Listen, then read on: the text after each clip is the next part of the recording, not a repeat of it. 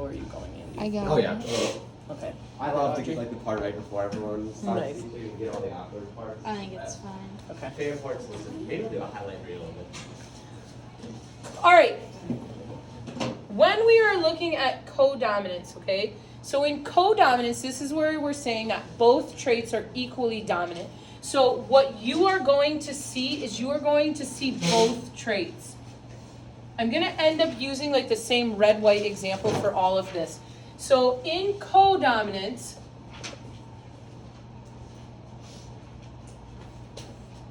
let's say we have red and it's being crossed with white.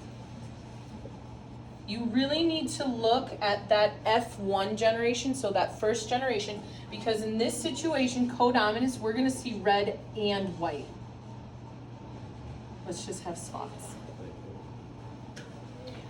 That's going to be the phenotype that you see. So that's what you're physically going to see. When we look at like the genotype, so here's our phenotype.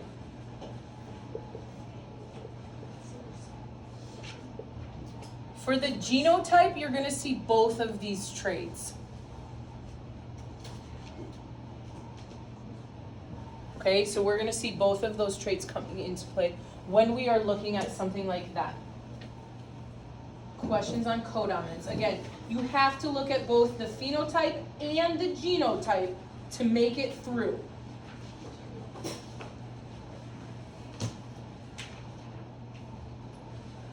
Okay. Now let's talk about incomplete dominance.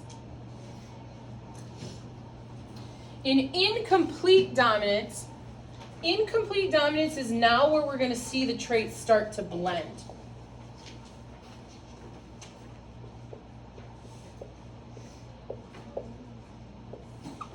So we're going to use that same red and white example. But now we're going to see pink. So pink is going to be our phenotype.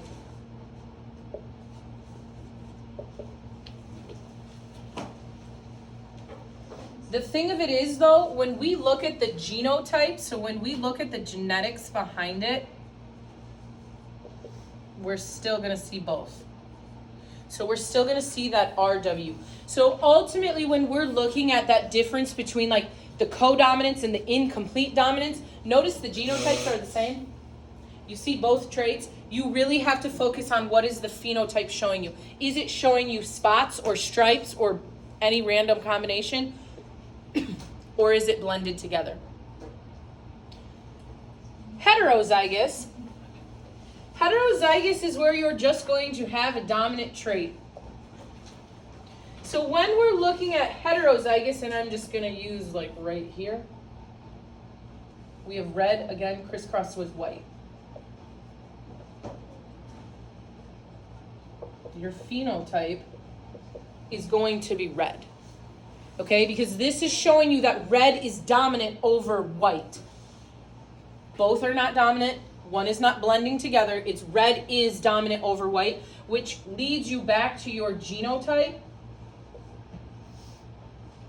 of that hybrid, of that dominant and recessive combination. Okay, so that's just kind of, again, when you're looking at that codominance incomplete, heterozygous versus homozygous, you have to look at the whole story. You're never going to be able to answer one of these questions without all of the information. So you're never going to get half the information.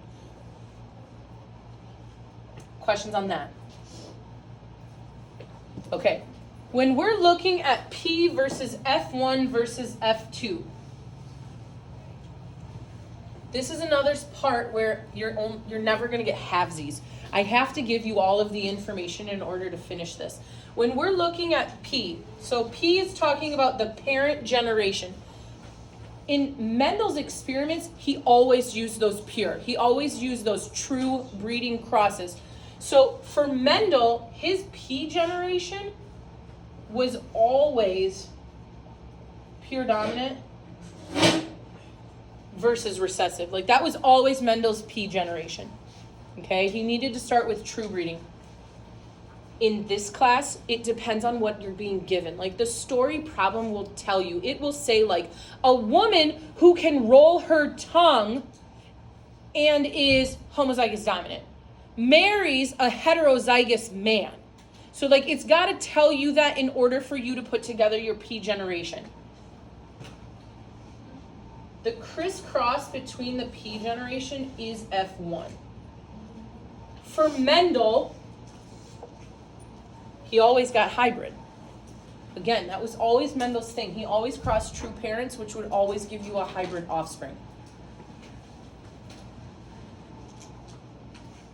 You're going to get whatever results are the Punnett square being given to you. When you let F1 self-pollinate and you get offspring, that's your F2. So in your F2 generation, this is where you get that combination.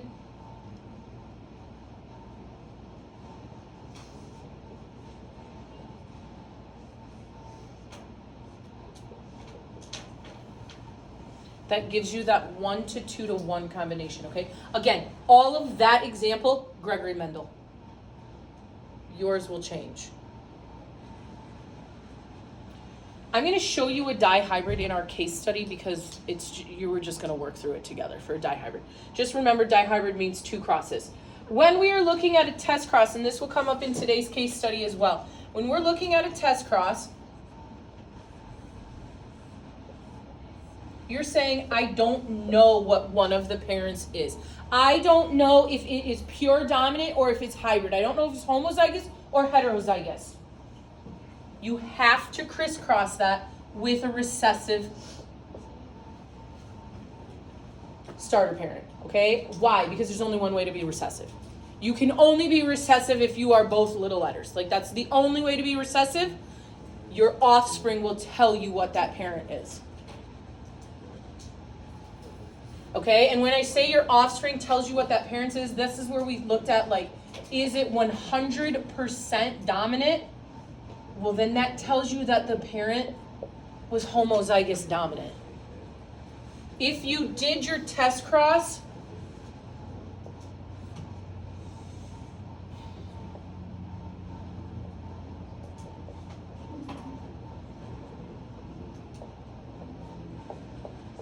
and you got 50-50, that tells you, because in this situation you have a 50-50 outcome here, oh, that parent must have been heterozygous.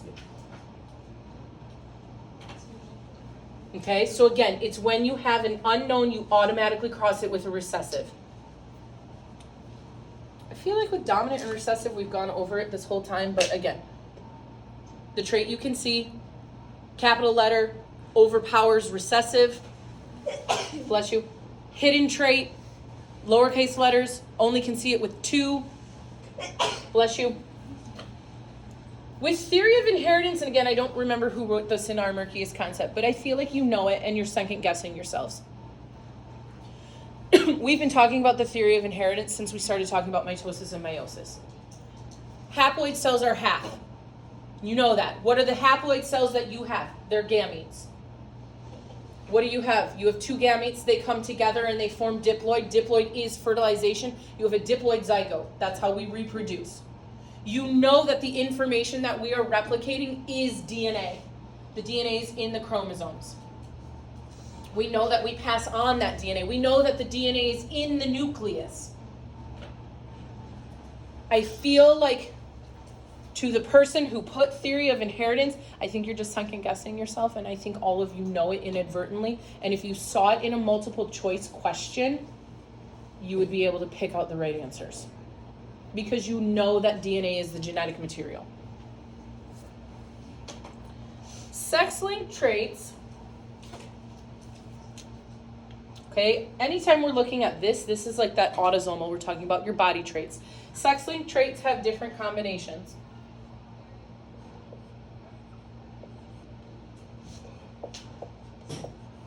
So for males, so if we're looking at males, they either have it or they don't. Okay? That's it. Those are the only genetic combinations that males can have for sex-linked traits. They either have it or they don't. That's why they're hemizygous. For females,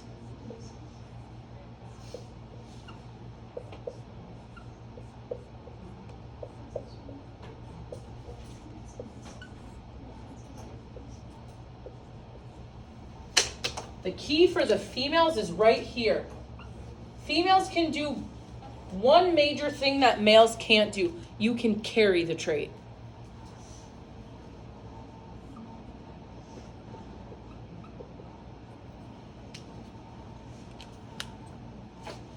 So the example that I gave today during 5th was color blindness.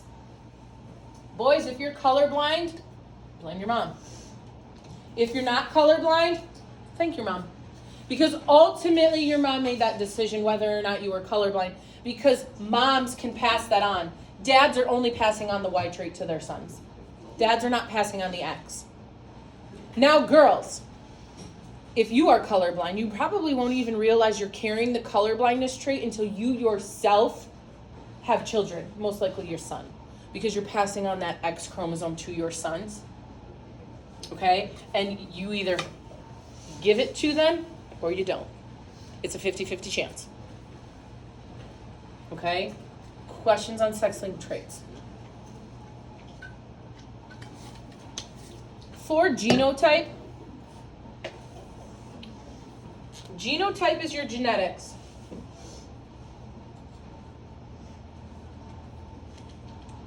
You are going to have these combinations in autosomes, or you are going to have these combinations in your sex chromosomes. So your genotypes are going to be something that we cannot see. You can look at every single person in this classroom, but you can't tell their genotype. You can, however, look at every single person in this classroom and tell their phenotype.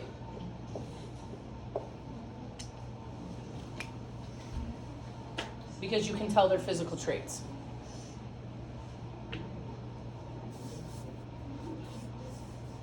Anything I'm missing from, like, wasn't included in the murkiest concepts, something that you want to go over? Trophy. I accidentally, so unit 4 review, I kind of accidentally entered that one in as my murkiest concepts instead of murkiest. I did. Oh, so you put it in the wrong spot? Yeah. Oh, okay. And I put entropy. Yeah, so basically what that's talking about is you have one gene, and instead of it being like 1 for 1, this is one gene impacts multiple things. So the example that we talked about was Marfan syndrome. So like you have that one gene, but in Marfan's, that one gene controls elongated fingers, toes, limbs, double jointed, central nervous system issues. So it impacts all of those things and not just 1 for 1, like eye color. Okay. Does that make sense? Yeah. Okay. I'll fix that too. Yeah. Other questions before I send you to the case study? Tomorrow. Oh, you're being kind of funny. Oh, you get the awkward side.